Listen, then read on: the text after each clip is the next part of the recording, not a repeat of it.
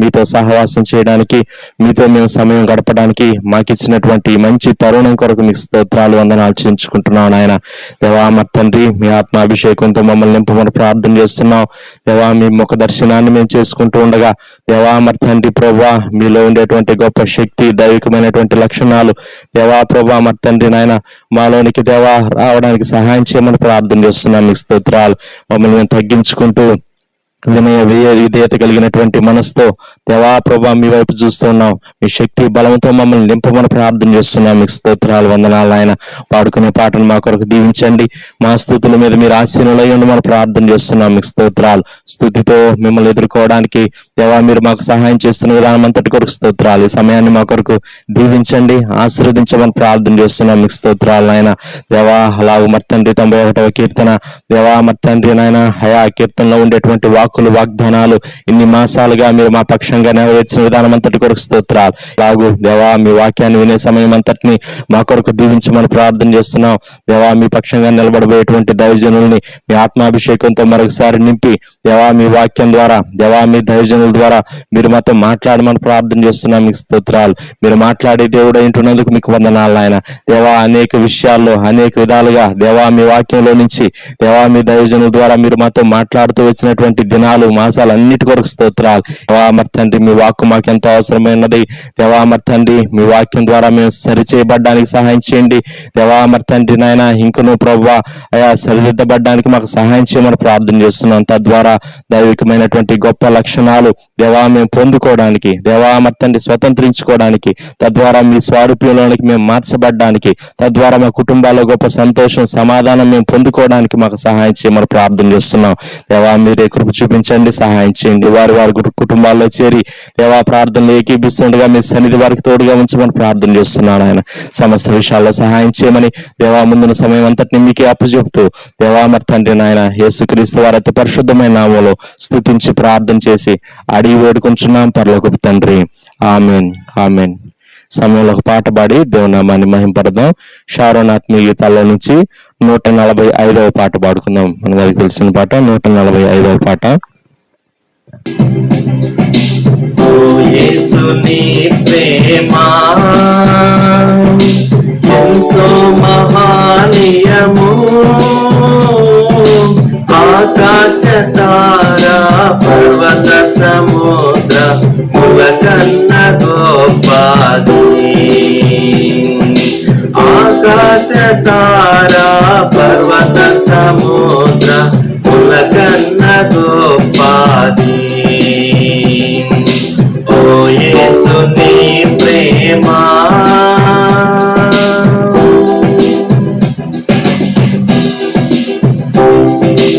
ఆగమ్య ఆనందమే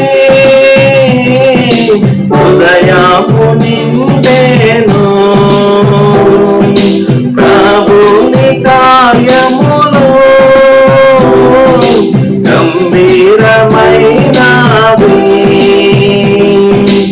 ఆగమ్య ఆనందమే హృదయము నిండెను. ప్రభుని కార్యములు గంభీరమైనవి. ప్రతి ఉదయ సాయంత్రములు స్తుతికి యోగ్యములు, స్తుతికి యోగ్యములు. ప్రతి ఉదయ సాయంత్రములు స్తుతికి యోగ్యములు, స్తుతికి యోగ్యములు. ఓ యేసుని ప్రేమ ఎంతో మహనీయము, ఆకాశ తారా పర్వత సముద్ర ములకన్న గోపాది. ఓ యేసుని ప్రేమ.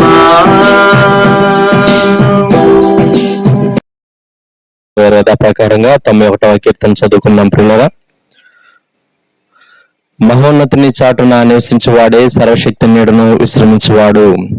ఆయనే నాకు ఆశ్రయము, నా కోట, నేను నమ్ముకొను నా దేవుడని నేను యెహోవాని గురించి చెప్పుచున్నాను. వేటకాని ఊరిలో నుండి ఆయన నిన్ను విడిపించును, నాశనకరమైన తెగులు రాకుండా నిన్ను రక్షించును. ఆయన తన రెక్కలతో నిన్ను కప్పును, ఆయన రెక్కల క్రింద నీకు ఆశ్రయం కలుగును. ఆయన సత్యము కేడెమును డాలునై ఉన్నది. రాత్రి వేళ కలుగు భయమునకైనను, పగటి వేళ ఎగురు బాణమునకైనను, చీకటిలో సంచరించు తెగులునకైనను, మధ్యాహ్నం మందు పాడు చేయు రోగమునకైనను నీవు భయపడుకుందువు. నీ ప్రక్కన 1000 మంది పడినను, నీ కుడి పక్కన 10,000 మంది కూలినను అపాయం నీ యొద్దకు రాదు. నీవు కన్నులారా చూచుచుండగా భక్తిహీనులకు ప్రతిఫలం కలుగును. యెహోవా నీవే నా ఆశ్రయము అని నీవు మహోన్నతుడైన దేవుని నీకు నివాసస్థలముగా చేసుకుని ఉన్నావు. నీకు అపాయమేమీ రాదు, ఏ తెగులును నీ గుడారము సమీపించదు. నీ మార్గములన్నిటిలో నిన్ను కాపాడుటకు ఆయన నిన్ను గూర్చి తన దూతలకు ఆజ్ఞాపించును. నీ పాదములకు రాయి తగలకుండా వారు నిన్ను తమ చేతుల మీద ఎత్తిపట్టుకుందరు. నీవు సింహములను, నాగుపాములను త్రొక్కెదవు, కొదమ సింహములను, భుజంగములను అనగద్రొక్కెదవు. అతడు నన్ను ప్రేమించున్నాడు గనుక నేను అతని తప్పించెదను. అతడు నా నామము ఎరిగిన వాడు గనుక నేను అతని గణపరచెదను. అతడు నాకు మొర్రపెట్టగా నేను అతనికి ఉత్తరం ఇచ్చేదను. శ్రమలో నేను అతనికి తోడై ఉండదను. అతను విడిపించి అతన్ని గొప్ప చేసేదను. దీర్ఘాయువు చేత అతనిని తృప్తిపరచెదను. నా రక్షణ అతనికి చూపించెదను. ఆమెన్. సమయంలో దేవుని వాక్యం విన్నాం ప్రియులారా. మన మధ్యలో దైవజనులు ప్రభుదాస్ అంకుల్ గారు వచ్చి మనకు దేవుని వాక్యాన్ని అందిస్తారు. హబక్కూకు గ్రంథం 3వ అధ్యాయం మొదటి 3 వచనాలు. ప్రవక్తయగు హబక్కూకు చేసిన ప్రార్థన. యెహోవా, నిన్ను గూర్చిన వార్త విని నేను భయపడుచున్నాను. యెహోవా, సంవత్సరములు జరుగుచుండగా నీ కార్యము నూతనపరచము. సంవత్సరములు జరుగుచుండగా దానిని తెలియజేయము. కోపించుచునే వాత్సల్యమును జ్ఞాపకమునకు తెచ్చుకొనుము. దేవుడు తేమాన్లో నుండి బయలుదేరుచున్నాడు. పరిశుద్ధ దేవుడు పారాన్లో నుండి వేంచేయుచున్నాడు. ప్రార్థన. ప్రియ ప్రభా, మీకు స్తోత్రం. ఈ సమయాన్ని మా కొరకు ఆశీర్వదించి దీవించి ఈ ధ్యాన సమయాన్ని ప్రభా మా ఆత్మలకు, శరీరములకు, కుటుంబములకు క్షేమకరంగా ఉన్నట్లు మీ వాక్యమును మా కొరకు ఆశీర్వదించవలసిందిగా యేసయ్య నామములో ప్రార్థిస్తున్నాం తండ్రి. ఆమేన్. ఈ ఉదయకాలం హబక్కూకు ప్రవక్త చేసినటువంటి ప్రార్థన మనము జ్ఞాపకం చేసుకుంటూ ఉన్నాం. హబక్కూకు దేవుని ప్రశ్నించాడని మొదటి అధ్యాయంలో తాను మొదటి అధ్యాయం 2వ వచనంలో యెహోవా, నేను మొరపెట్టినను నీవెన్నాళ్ళు ఆలకింపకుందువు అని ప్రశ్నతో ప్రారంభమై మొదటి అధ్యాయం చివరిలో వాడు ఎల్లప్పుడూ తన వలలో నుండి దిమ్మరించుచుండవలన, ఎప్పటికీ మానకుండా వాడు జనములను హతము చేయుచుండవలన అని వేసినటువంటి ప్రశ్న. మొదటి అధ్యాయం అంతా ప్రశ్నల పరంపర దేవునికి వేసాడు భక్తుడు ప్రవక్త. 2వ అధ్యాయములో దేవుడిచ్చినటువంటి జవాబును గూర్చి ఇంకా మిగిలినటువంటి విషయాలు. 3వ అధ్యాయం వచ్చేసరికి ప్రవక్త చేసినటువంటి ప్రార్థన వాద్యములతో పాడదగినది అని మనము 3వ అధ్యాయం ప్రారంభంలో మొదటి వచనంలో ప్రవక్త హబక్కూకు చేసిన ప్రార్థన. ఇది ప్రార్థనే కానీ పాట, ప్రార్థనా పాట. ఈ 3వ అధ్యాయంలో ఈ పాట 4 దఫాలు స్థాయి మార్చినట్టుగా ఈ పాటను గూర్చి మనం గ్రహించవచ్చు. ఎందుకంటే సెలా అనేటటువంటి మాట వ్రాయబడినప్పుడు ఆ పాట యొక్క పిచ్ మార్చి ఇంకొక పిచ్లో ఎత్తుకుంటారు. అంటే సెలా అంటే ఒక విధంగా కూడాను ఆగి మరలా ఇంకొక స్థాయిలో పాటను పాడటం. 3వ అధ్యాయం 3వ వచనం దగ్గర సెలా ఉంది, 9వ వచనం దగ్గర సెలా ఉంది, ఆ తరువాత 13వ వచనం చివర సెలా ఉంది. అంటే మొత్తం ఈ పాట 4 భాగాలుగా విడగొట్టవచ్చు.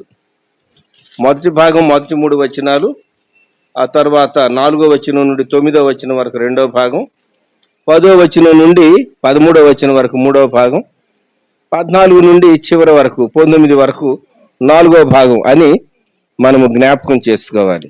సహజంగా మనం యెహోవా సంవత్సరములు జరుగుతుండగా నీ కార్యము నూతన పరచును, సంవత్సరములు జరుగుతుండగా దాన్ని తెలియజేయము, కోపించుచునే వాత్సల్యములు జ్ఞాపకములకు తెచ్చుకోను అని మనం ఇంత మటుకు ధ్యానం చేస్తాం. ఆ శలాలో మొదటి భాగం 3వ వచనం, దేవుడు తేమానులో నుండి బయలుదేరుచున్నాడు, పరిశుద్ధ దేవుడు పారాన్లో నుండి వేయించేయుచున్నాడు. ఈ మాటలు ఎందుకో నా గమనాన్ని ఆకర్షించినాయి. అందువలన మనం ఆ 3వ వచనాన్ని ప్రత్యేకంగా మనం జ్ఞాపకం చేసుకోబోతాం. ప్రవక్త చేసినటువంటి ప్రార్థనలో కోపించుచునే వాత్సల్యమును జ్ఞాపకమునకు తెచ్చుకొనుము. కోపం చూపించటం, ప్రేమ చూపించటం రెండు పరస్పరము భిన్నమైనటువంటి అంశాలు. అయితే ప్రవక్త చేసినటువంటి ప్రార్థనలో కోపించుచునే వాత్సల్యమును జ్ఞాపకమునకు తెచ్చుకొనుము అన్నాడు. ఆ 3వ వచనం హబక్కూకు 3:3, దేవుడు తేమానులో నుండి బయలుదేరుచు ఉన్నాడు. ఈ తేమాను అనేది ఎక్కడ ఉన్నది? ఇది ఎదోము భూభాగం తేమాను. మనము ఇర్మియా గ్రంథంలోనికి వెళితే ఇర్మియా గ్రంథం 49వ అధ్యాయం 7వ వచనం, సైన్యములకు అధిపతియగు యెహోవా ఎదోమును గూర్చి ఇలాగూ సెలవిచ్చుచున్నాడు, తేమానులో జ్ఞానమిక ఏమీయూ లేదా, వివేకులకు ఇక ఆలోచన లేకపోయినా వారి జ్ఞానము వ్యర్థమాయనా. దేవుడు వేసినటువంటి ప్రశ్న ఇది అని. ఎందుకు దేవుడు ఈ మాట అన్నాడో మనం ఇంకా కొంచెం ముందుకు వెళ్ళి ఆలోచిస్తే, ఈ తేమాను, ఈ భూభాగం, దేవుని ప్రజలు ఇశ్రాయేలీలు నివసించినటువంటి ప్రాంతాలకు కొంత సమీపంగా ఉన్నటువంటి ప్రాంతమే. పెట్రా అనేటటువంటి స్థలానికి ఇది 5 మైళ్ళ దూరంలో ఉన్నది. ఇది సేయీరు పర్వతానికి, పారాను పర్వతానికి దగ్గరగా ఉన్నటువంటి స్థలము అని మనము గ్రహించవచ్చు. ద్వితీయోపదేశకాండ గ్రంథంలోనికి వద్దాం. ద్వితీయోపదేశకాండ గ్రంథం 33వ అధ్యాయం 2వ వచనం, మోషే చెప్తూ ఉన్నాడు, యెహోవా సీనాయి నుండి వచ్చెను, సేయీరులో నుండి వారికి ఉదయించెను, ఆయన పారాను కొండ నుండి ప్రకాశించెను. సేయీరులో నుండి వారికి ఉదయించెను, అలాగే పారాను కొండ నుండి ప్రకాశించెను. అది ఈ తేమాను ప్రాంతాన్ని గూర్చి చెప్పబడినటువంటి, తేమానును గూర్చి, పారానును గూర్చి చెప్పబడినటువంటి మాటలు. ప్రవక్త చేసినటువంటి ప్రార్థన ఏంటంటే, ఆయన తేమానులో నుండి బయలుదేరుచు ఉన్నాడు, అలాగే పారానులో నుండి వేయించేయచ్చు ఉన్నాడు.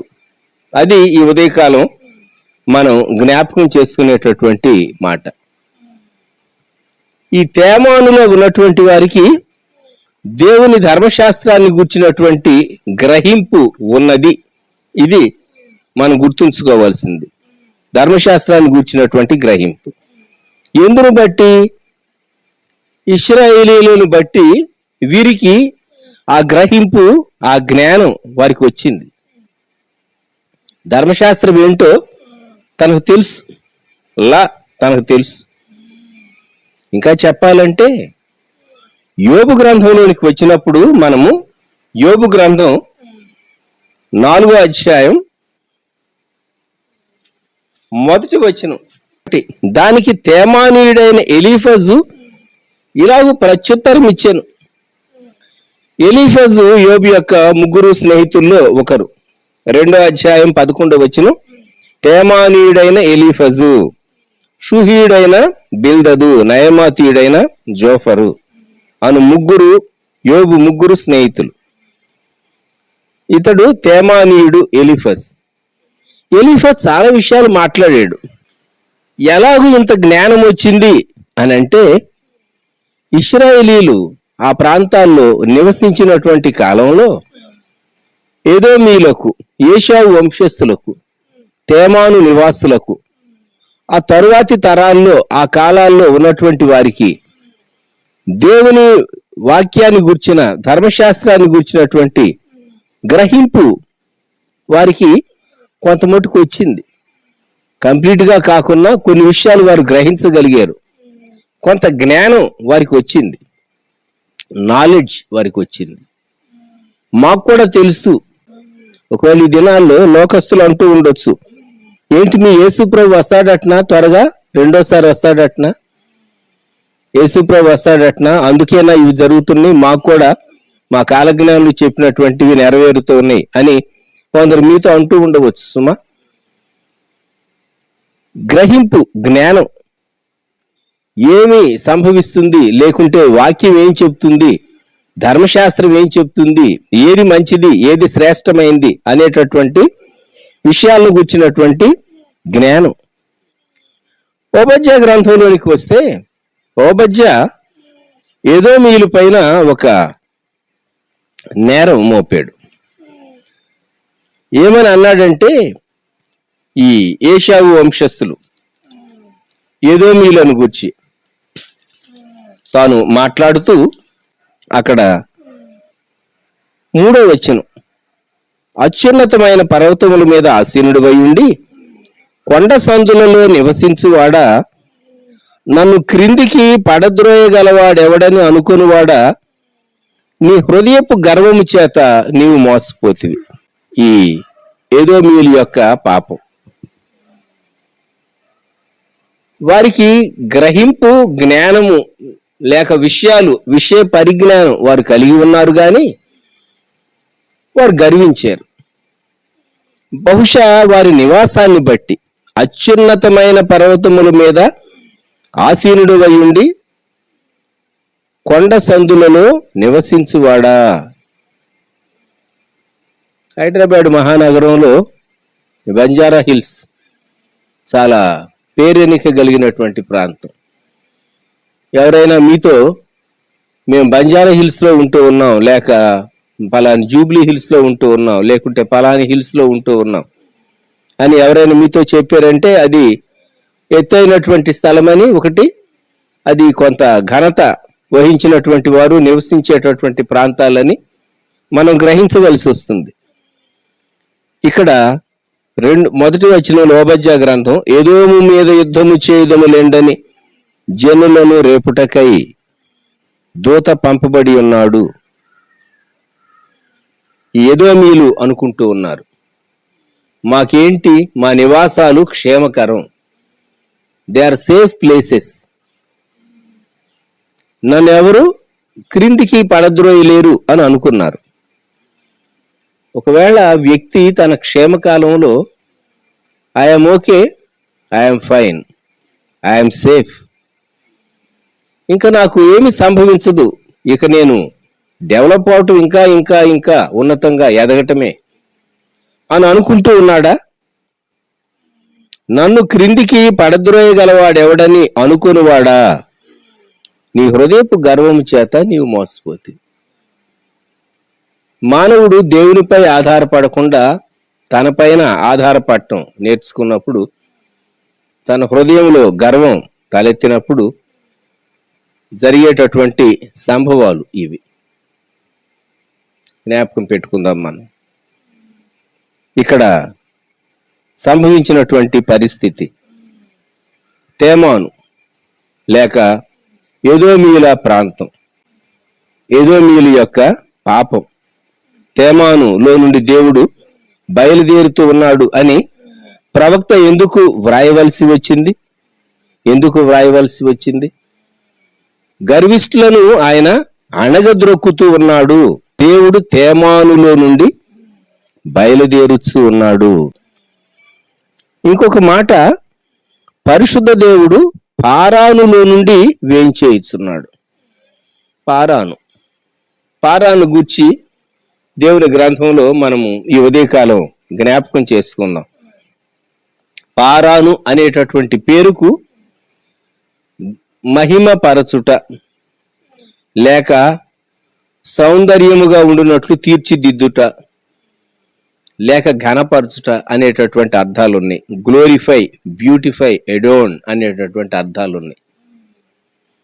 ఈ పారాను అరణ్యంలో బైబిలు పండితుల యొక్క లెక్క ప్రకారం ఇశ్రాయేలీయులు ఇంచుమించు వారి యాత్రలో తిరిగిందంతా ఈ ప్రాంతమే. 38 సంవత్సరాల నుండి 40లో పారాను అరణ్యంలోనే వారు తిరుగుతూ వచ్చారు. దేవుడు వారికి చాలా నేర్పిస్తూ వచ్చాడు.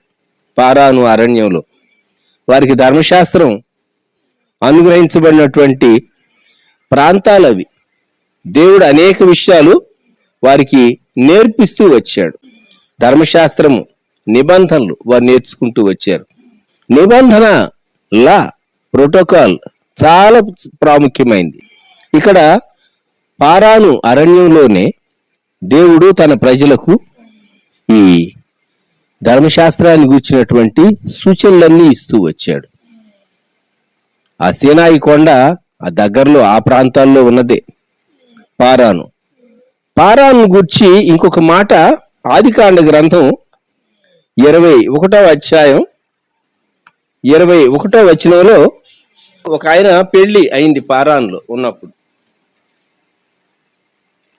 అతడు పారాను అరణ్యములో ఉన్నప్పుడు అతని తల్లి ఐగుప్తు దేశం నుండి ఒక స్త్రీని తెచ్చి అతనికి పెండ్లి చేసెను. ఎవరు అంటే హాగరు. హాగరు తన కుమారునికి పెండ్లి చేసింది. 20వ వచనం పైన దేవుడు ఆ చిన్నవానికి తోడయుండెను. అతడు పెరిగి పెద్దవాడై అరణ్యములో కాపురముండి విలుకాడాయను. అతడు పారాను అరణ్యములో ఉన్నప్పుడు, పారాను అరణ్యం ఈ ఇష్మాయేలుకు చాలా ఫెమిలియర్ ప్లేస్. ఎక్కువగా ఆ ప్రాంతాల్లోనే ఎదిగాడు. అక్కడే ఆర్చరీ తాను నేర్చుకున్నాడు. తన విలనమ్ములు వాడటం నేర్చుకున్నాడు. తరువాత తాను మంచి బాడీ బిల్డింగ్ నేర్చుకుని ఉండుంటాడు. తల్లి వెళ్ళి తాను ఏ దేశం నుండి వచ్చిందో, ఐగుప్తు నుండి, ఈజిప్ట్ నుండి, అక్కడి నుండి కోడలను తీసుకొచ్చుకుంది. లేక అక్కడి నుండి అమ్మాయిని తీసుకొచ్చి పారాను అరణ్యములో ఉన్నప్పుడు, పారాను మనకు జ్ఞాపకం చేసేది లోక సంబంధమైనటువంటి జీవితం, శరీర సంబంధమైనటువంటి జీవితం. ఇంకొక మాటలో చెప్పాలి అంటే లోకరీతిగా జీవించేటటువంటి జీవితం. అక్కడ పారాను అరణ్యంలో ఇష్మాయేలు వర్ధిల్లుతూ లేక వృద్ధి చెందుతూ వచ్చాడు. దావీదు జీవితంలో సహా ఈ పారాను అరణ్యం మనకు కనబడుతుంది. సమూయేలు మొదటి గ్రంథంలోనికి వద్దాం మనం. 25వ అధ్యాయం మొట్టమొదటి వచనం. సమూయేలు మృతినందుగా ఇశ్రాయేలీలందరూ కూడుకొని అతడు చనిపోయినని ప్రలాపించుచు రామాలోనున్న అతని ఇంటి నివేశనములో అతని సమాధి చేసిన తరువాత దావీదు లేచి పారాను అరణ్యమునకు వెళ్ళెను. దావీదు జీవితంలో సహా పారాను అనుభవం ఉన్నది. శ్రమలో తాను ఆ ప్రాంతంలోనికి వెళ్ళాడు.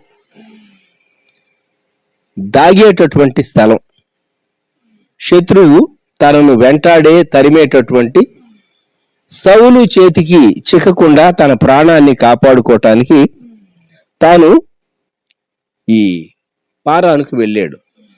కనుక 3 ఆస్పెక్ట్స్ పారాను గూర్చి మనకు కనబడుతూ ఉన్నాయి. మొట్టమొదటిది, ఈ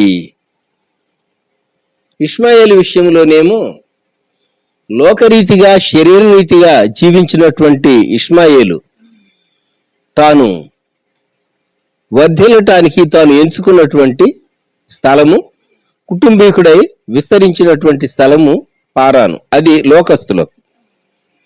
అదే దేవుని ప్రజలైన ఇశ్రాయేలీలకు పారానులో నుండి ద్వితీయోపదేశకాండంలో 33వ అధ్యాయంలో దైవజనుడైన మోషే చెప్పిన రీతిగా ఆ సీనాయి ప్రాంతం నుండి దేవుని వెలుగు ప్రకాశించింది. అదే పారాను ప్రాంతం. అక్కడి నుండి ధర్మశాస్త్రం యొక్క వెలుగు దేవుడు తన ప్రజలకు అనుగ్రహించాడు. మీరు ఇలా జీవించాలి, నా నిబంధనలో మీరు నిలవాలి, మిమ్మల్ని నేను ప్రత్యేకించుకున్నాను. పారాన్లో జరిగింది. దేవుని ప్రజలు నేర్చుకున్నారు, దేవుని ప్రజలకు దేవుడు నేర్పించాడు. మూడవది, భక్తుడు దావీదు అనుభవంలో తాను ఇంకా రాజు కాకమునుపు పారాను అరణ్యములో తన యొక్క శ్రమలలో దాగేటటువంటి స్థలముగా ఉన్నది. ఇప్పుడు హబక్కూకు చేసినటువంటి ప్రార్థన, దేవుడు తేమానులో నుండి బయలుదేరుచున్నాడు, పరిశుద్ధ దేవుడు పారానులో నుండి వేయించేయచ్చు ఉన్నాడు. దేవుడు చూస్తూ ఉన్నాడు, దేవుడు చూస్తూ ఉన్నాడు. దేవుని ప్రజలు వారు ఎలాగూ రెస్పాండ్ అవుతూ ఉన్నారు. ఈ దినాల్లో ప్రవక్త చేసినటువంటి ప్రార్థన ఏంటంటే, దేవా కోపించుచునే వాత్సల్యమును జ్ఞాపకమునకు తెచ్చుకొనుము. కోపం చూపించు, ప్రేమ కూడా చూపించు. వాత్సల్యము అంటే చాలా ప్రేమ. వాత్సల్యం అనేటటువంటి పదం తెలుగులో చక్కని అనువాదం వాత్సల్యం. ఓ ప్రక్క కోపం చూపించేటప్పుడు మరి వాత్సల్యం ఎలా చూపించగలరు? కొట్టడానికి చెయ్యి ఎత్తి చెయ్యి తీరా ఏ శరీర భాగం పైన తాకవలసి ఉన్నదో అప్పుడు చాలా జెంటిల్గా టచ్ అయితే ఎలా ఉంటుందో అది కోపించునే వాత్సల్యాన్ని చూపించడం. వాస్తవంగా ఆ దెబ్బ అంతా తిని ఉంటే ఆ వ్యక్తి ఎక్కువ సఫర్ కావాల్సి వస్తుంది. మనం ఈ దినం సజీవులుగా ఉన్నాం. దేవుని మహాకృప, మహాకృప. మన యొక్క అజ్ఞానం అందామా, అవిధేయత అందామా, లేక ఏమని చెప్పుకోవాలో దేవుని పేరు పెట్టుకున్నటువంటి దేవుని ప్రజలు, దేవుడు మనకు అనుగ్రహించినటువంటి క్షేమకాలము, పీస్ఫుల్ టైం యొక్క విలువ మనకు తెలియ. దేవుడు నెమ్మది కాలాలు అనుగ్రహించాడు, పీస్ఫుల్ టైమ్స్. దేవుడు నెమ్మది కాలాలు అనుగ్రహించాడు, కానీ ఆ నెమ్మది కాలం యొక్క విలువ పెద్దవారికి అర్థం కాలేదు, కుటుంబంలో బాధ్యత వహించే వారికి అర్థం కాలేదు. ఒకవేళ మనం ఊహించినటువంటి పరిస్థితులు సంభవిస్తే, యేసుప్రభు వస్తాడు, రెండో మారు వస్తాడు, ర్యాప్చర్ జరుగుతుంది అనేది మనకు తెలిసిన విషయమే, బోధకులు చెప్తున్నటువంటి విషయమే. కానీ నిజంగా ఒకవేళ రాకడ ఇంకా సమీపంగా ఉంటే పరిస్థితులు ఎలాగూ మారతాయి, మనం ఏ పరిస్థితుల నుంచి వెళ్ళవలసి వస్తుంది అని నెమ్మది కాలాల్లో, పీస్ఫుల్ టైమ్స్ లో ఉన్నటువంటి పేరెంట్స్ గా, బాధ్యత వహించేవారుగా ఉన్నవారు కొంచెం ముందుగా ఆలోచించి ఉంటే బహుశా వారి సమస్యలు కొంత తగ్గి ఉండేవి అని నేను అనుకుంటూ ఉన్నాను. మనము నెమ్మది కాలముల యొక్క విలువ గ్రహించలేదు. we fail to understand the value of peaceful times. మనము అనేక విషయాలు మనము వాటిని చూడవచ్చు తరువాత అన్నట్టు వాటిని ప్రక్కన పెట్టి వేసాం, లేక డ్రాగ్ చేసాం అని ఒప్పుకోవాల్సి వస్తుందేమో.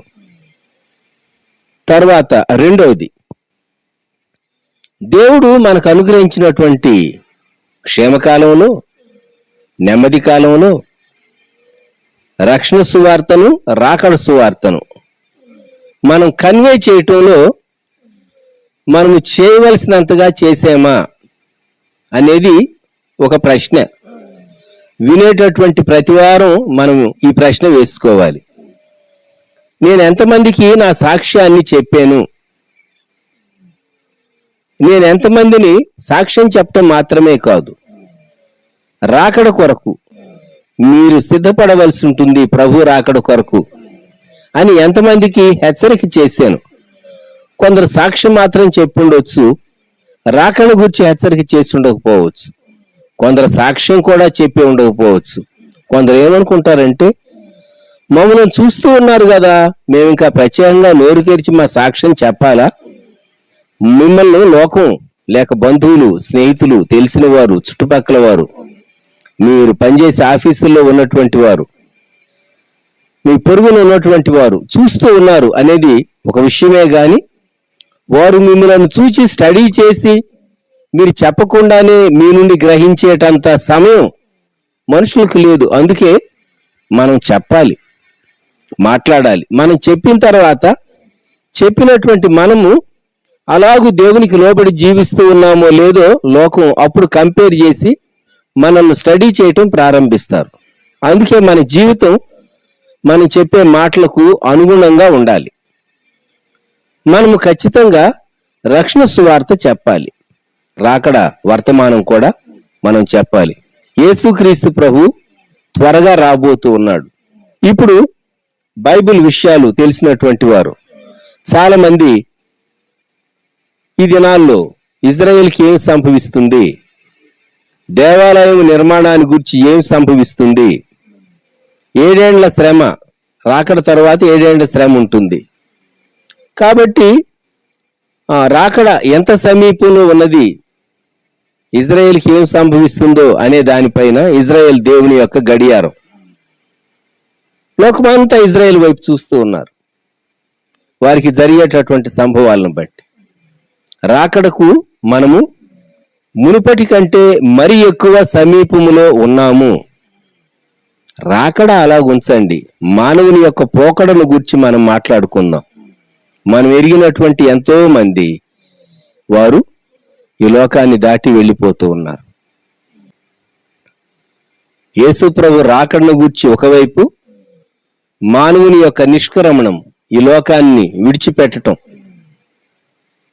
క్రైస్తవేతరులేమి, క్రైస్తవులేమి, అవిశ్వాసులేమి, విశ్వాసులేమి, చాలా స్పీడ్గా సంభవిస్తున్నటువంటి కాలంలో మనం ఉంటూ ఉన్నాం. ప్రవక్తతో మనం కూడా కలిసి దేవునికి ప్రార్థన చేయాలి. దేవా, కోపించుచునే వాత్సల్యమును జ్ఞాపకమునకు తెచ్చుకో. ఎందుకు కోపం? 3 విషయాల్లో మనం తప్పిపోయాం అని అనిపిస్తుంది నాకు. మన సాక్ష్యం ఇతరులతో పంచుకోవటంలో, మనము దేవునికి స్తుతి చెల్లించట్లో, థ్యాంక్స్ గివింగ్, దేవునికి హృదయపూర్వకంగా స్తుతి చెల్లించడంలో కూడా మనం తప్పిపోయినటువంటి వారంగా ఉన్నాం. 3వది, సంఘంగా మనము దేవుని ఘనపరచుట్లో, దేవుడు మనకిచ్చినటువంటి అవకాశాలన్నింటినీ సంఘంగా చేరటంలో, వాడుకోవటంలో కూడా మనం తప్పిపోయినటువంటి వారంగా ఉన్నాం. ఒకసారి జ్ఞాపకం చేసుకుందామా? కార్యక్రమాలు ఉంటూ ఉంటేలే, దేవుడు కృపను బట్టి టీవీల్లో కానివ్వండి, నెట్లో కానివ్వండి, మనం మన సెల్ ఫోన్లో ప్రోగ్రామ్స్ అన్ని చూడగలుగుతున్నాం. ఏమో భవిష్యత్తులో దీనిపైన కూడా కొన్ని ఆంక్షలు రావచ్చు. ఒకప్పుడు ఇండియా దేశంలో ఫ్రీ ఛానల్స్ టీవీలో వచ్చేటటువంటివి మీకు తెలుసు. క్రిస్టియన్ ఛానల్స్ ఫ్రీగానే వచ్చేవి. అయితే తర్వాత ఏం జరిగింది? ఏ ఛానల్స్ కోరుకుంటే అవి మాత్రమే వారి టీవీలో రావాలి. ఫ్రీ ఛానల్స్ అయినా మాకు అక్కర్లేదు అనుకున్నవి ఆ ఛానల్లో రాకూడదు అటువంటి ఏర్పాటు క్రైస్తవ ఛానల్స్ ఇష్టం లేనటువంటి వారు మన ఛానల్స్ను, క్రిస్టియన్ ఛానల్స్ను వారు బైపాస్ చేయటానికి, లేకుంటే చూడకుండా ఉండటానికి ఒక చక్కని మార్గం ఎంచుకున్నారు. రూల్స్ ఎంతగా మారిపోయినాయి ఆలోచించండి. దేవుడు మనకు అనుగ్రహించినటువంటి సంఘంగా దేవుని వాక్యాన్ని నేర్చుకోవటానికి, ప్రార్థించటానికి, సహవాసంలో ఎదగటానికి దేవుడు ఇచ్చినటువంటి తరుణాన్ని మనం ఎంత చక్కగా వాడుకున్నాం. ఈ ఉదయకాలం మనం ప్రభు వైపు చూచి ప్రవక్తతో కూడా కలిసి మనం ప్రార్థన చేద్దాం. దేవా, నీవు తేమాన్లో నుండి బయలుదేరుతూ ఉన్నావు, పారాన్లో నుండి నీవు బయలుదేరుతూ ఉన్నావు. తేమాను, పారాను, ఎదోమీయుల యొక్క పాపాన్ని గురించి మనము జ్ఞాపకం చేసుకున్నాం.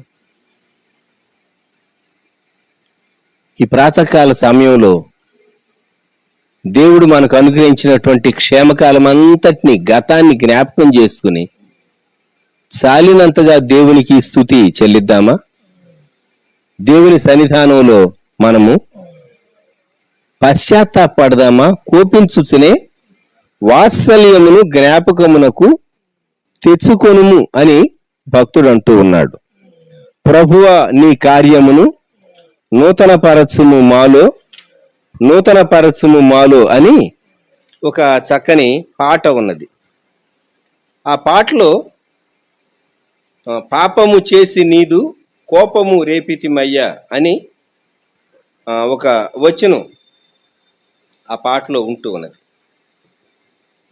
అక్కడ విశ్వాసి చేసేటటువంటి ప్రార్థన, దేవా దేవా నీవు నీ కార్యాన్ని మాలో నూతనపరచు 449వ పాటలో షారోను గీతాల్లో ఆ వచనం ఒకసారి పాడతాను, గమనించండి. మనము మన పూర్ణ హృదయంతో ఈ వచనం పాడితే మంచిదేమో. 2వ వచనంలో పాపము చేసి నీదు కోపము రేపితిమయ్యా, కోపించుచునే నీదు వాత్సల్యము చూపుమయ్యా. పాపము చేసి నీదు కోపము రేపితిమయ్యా, కోపించుచునే నీదు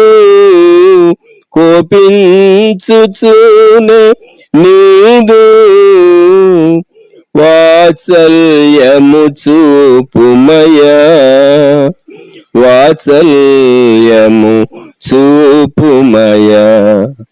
ప్రభువా నీ కార్యమును నూతన పరచుము మాలో,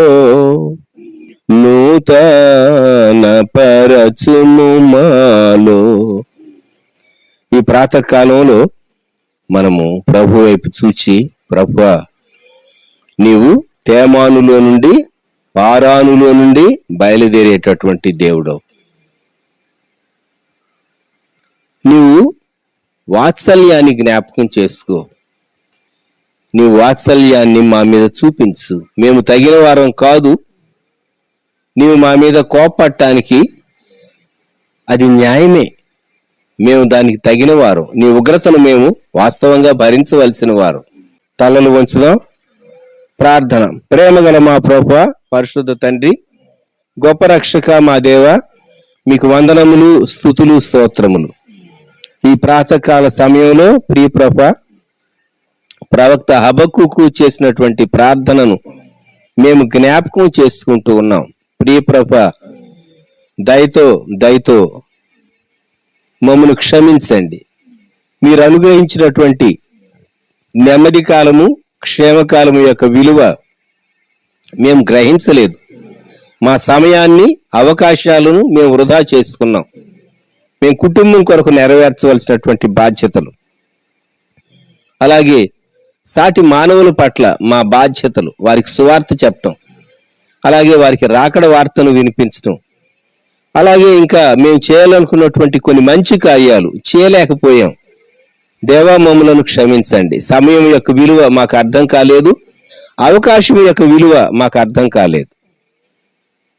నీవు తేమాన్లో నుండి పారాన్లో నుండి బయలుదేరినప్పుడు దేవా ఎవరు నీ ముందు నిలవగలరు? కోపించుచునే వాత్సల్యమును జ్ఞాపకమునకు తెచ్చుకోమని ప్రవక్త హబక్కుకుతో మేము కూడా కలిసి ఈ ప్రాతకాల సమయంలో మీ పాదాలు ఎదుట సాగిల పడుతూ ఉన్నాం, ప్రార్థిస్తూ ఉన్నాం. మా దోషములను క్షమించుము. నీ రక్తముతో మమ్మలను శుద్ధి చేయము. గొర్రెపిల్ల రక్తం ప్రోక్షించి దేవా మీ కంచె కాపుదల మా చుట్టూ ఉంచవలసిందిగా ప్రార్థన చేస్తున్నాం. మా గృహాలను, మా కలిగిన వారిని తండ్రి మీ రక్త ప్రోక్షణ అధికారం క్రిందికి తెస్తూ ఉన్నాం. మీ కృప కొరకు స్తోత్రాలు. మీరు ఇచ్చినటువంటి ఆయుష్కాలము, ఆరోగ్యము యొక్క విలువ, ప్రతి నిమిషము, ప్రతి గంట, ప్రతి దినం తండ్రి, ప్రతి వారము యొక్క విలువ మేము గ్రహించడానికి కృప దయచేయండి. దేవా, తోడైండండి, సహాయం చేయండి, బలపరచండి. వీక్షించినటువంటి మీ బిడ్డలను, వారి కుటుంబాలను దీవించండి. మీ బిడ్డలు ఎవరెవరు ప్రత్యేకమైనటువంటి అక్కర్లు కలిగి ఉంటున్నారో దయతో జ్ఞాపకం చేసుకోండి. లోకానికి మేము వెలుగుగా ఉండవలసినటువంటి వారు, ప్రకాశించవలసినటువంటి వారు, మీ సువార్త రాకను గుర్చినటువంటి సువర్తమానం మేము బలముగా ప్రకటించవలసినటువంటి వారు, మేము అనేక విషయాల్లో సంఘంగా చేరి సహవాసములు ఎదగటంలో కూడా మీరు మాకు అనుగ్రహించినటువంటి కాలాలు, అవకాశాల్లో తండ్రి మేము వెనుకబడ్డాం. అయితే మీ కృపను బట్టి ఈ ఆన్లైన్లో ప్రభు మేము ఏకీవించడానికి సహాయం చేస్తూ వచ్చారు. వేరొక ప్రక్క తండ్రి మీడియాను మీరు వాడుకుంటూ తండ్రి మీ బిడ్డలు ఎక్కడున్నా సరే వాక్యాన్ని వింటూ బలం పొందటానికి కూడా మీరు సహాయం చేస్తూ వచ్చారు. మీ అనాది సంకల్పం, మీ ఆలోచన కొరకు స్తోత్రాలు. మరొకసారి మమ్ములను మీ హస్తాలకు అప్పగించుకుంటూ దేవ, కీడును కొట్టివేయండి, కృప చూపండి, కోపించునే వాత్సల్యమును జ్ఞాపకమునకు తెచ్చుకోమని మీ రక్త ప్రోక్షణ అధికారానికి మమ్మల్ని అందరినీ, మా కుటుంబాలను, మా కలిగిన వారిని అప్పగించుకుంటూ మా రక్షకుడు ప్రభు మా కొరకు త్వరగా మహిమతో తిరిగి రానైన యేసుక్రీస్తు ప్రభు వారి శ్రేష్టమైన నామములో ప్రార్థించి వేడుచున్నాము తండ్రి, ఆమెన్. మన ప్రభు అయిన యేసుక్రీస్తు వారి కృప, దేవుని ప్రేమ, పరిశుద్ధాత్మని అన్యోన్య సహవాసం సదాకాలం సంఘమునకు తోడై ఉండును గాక, ఆమెన్. మీకందరికీ ప్రభు నామములో వందనాలు. మరలా రేపు ఉదయం ప్రాతకాలం మనం కలుసుకుందాం. అంతమటుకు సెలవు.